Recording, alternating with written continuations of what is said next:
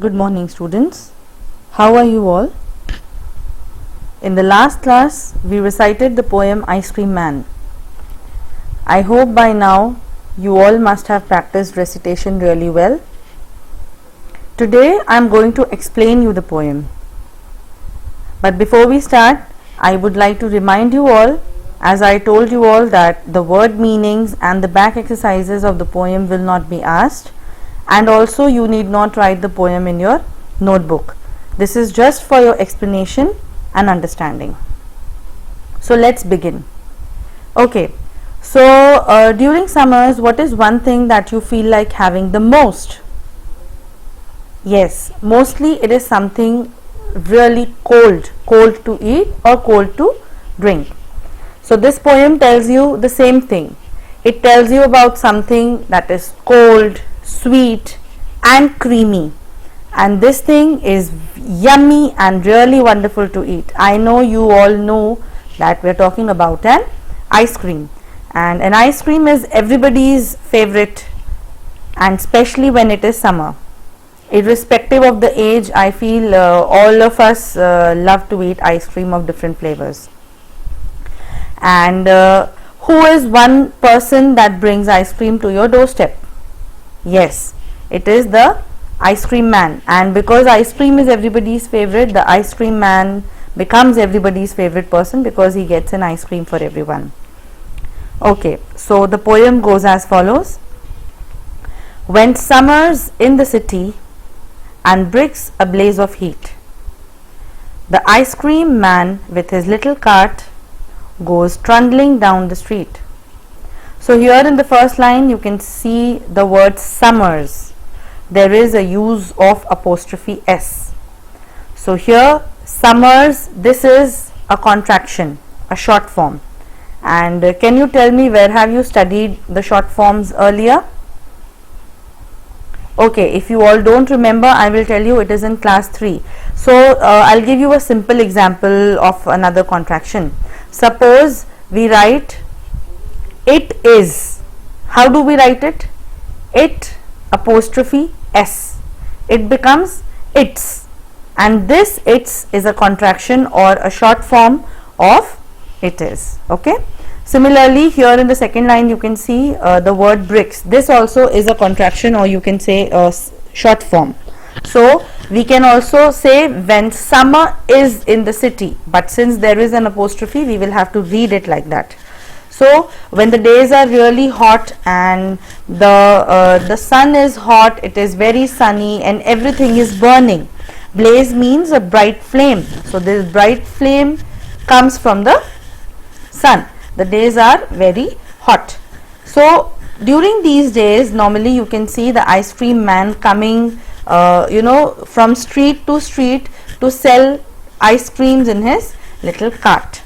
Okay, here the word trundling means to move on wheels. Okay, beneath his round umbrella, oh, what a joyful sight to see him fill the cones with mounds of cooling brown and ice. So since it is very sunny, the cart normally is covered with an umbrella, and to see the ice cream man fill the cone, ice cream cone with different flavors of ice cream is a very happy sight, or very joyful sight for the children. And here the colors brown and white represent the flavors normally that the ice cream man has. So can you tell me what does brown and white stand for? Yes, you've guessed that right. Brown is for chocolate and white is for vanilla. Okay, so it's a very joyful sight for the children to see the ice cream man filling the cone. Mounds means heap. So he puts heaps of ice creams onto one cone and gives it to all the children.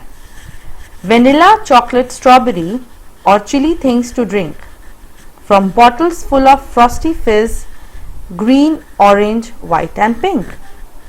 So the ice cream man along with the ice cream sometimes also has some chili drinks to have. So these chili drinks normally are carbonated. So the word frosty fizz is used. Frosty fizz means basically drinks that have bubbles on them, or maybe that make hissing sound. So that is Frosty Fizz. And these drinks normally are green, orange, white, or also pink in color. So the ice cream man along with an ice cream also sometimes has these chilled drinks. His cart might be a flower bed of roses and sweet peas. The way the children cluster round, as thick as honeybees. So the cart looks like a flower bed or a bed of roses, wherein all the honeybees gather around to suck honey from the flower. Similarly, the children are so happy to see the ice cream man that they gather around the ice cream man to be the first one to get an ice cream from him.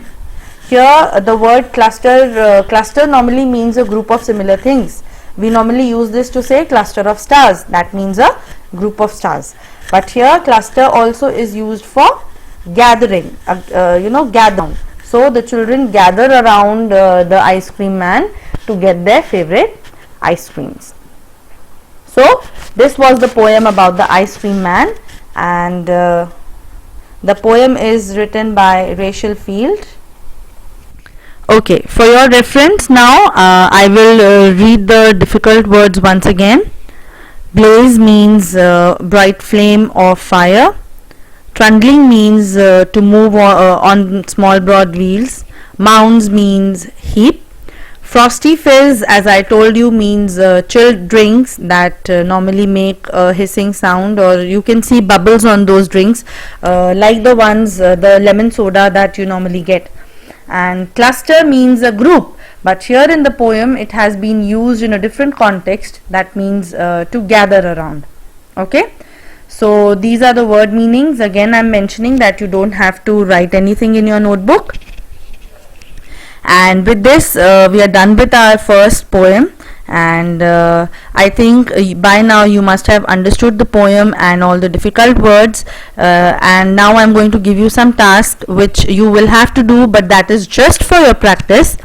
The first thing is that you have to try to recite the poem with proper voice modulation and pronunciation. Now when I say voice modulation, I mean to say the ups and downs in your voice when you talk. See, my name is Charneet Sandhu. We don't talk like this normally, hai na? We say, hi, my name is. You can see there is some up and down in my voice when I'm talking.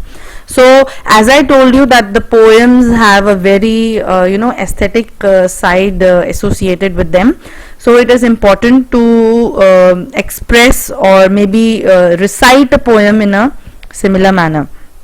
So, and just in case if you have any doubt regarding the pronunciation, and if you want some reference for voice modulation, you may get back to the video that the audio that was sent to you in the previous class.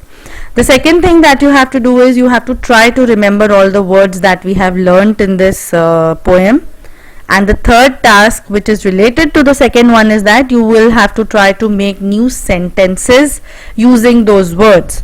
Now again, this is only for your practice and this will not be asked in your exam. Okay, so I hope you enjoyed your lesson, and hope to see you all soon. Stay at home, stay safe, and do get back to me if you have any doubts. Bye bye.